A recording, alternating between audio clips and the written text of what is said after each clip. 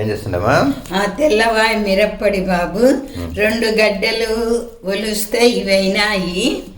దీనికి తగినంత ఉప్పు, కారము. ఉప్పు తక్కువ ఉంటే మళ్ళీ వేసుకోవచ్చును.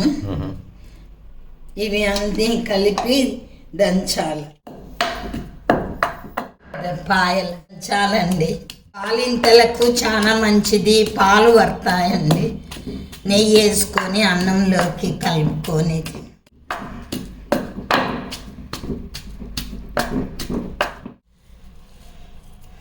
దంచుకోవాలండి.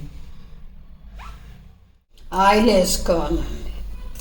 ఒక 3 స్పూన్లు, 3-4 స్పూన్లు.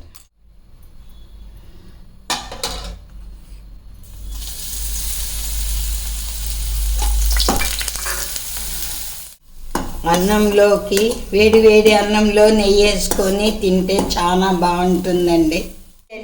ఒక వారం రోజులైనా పెట్టుకొని తినొచ్చండి.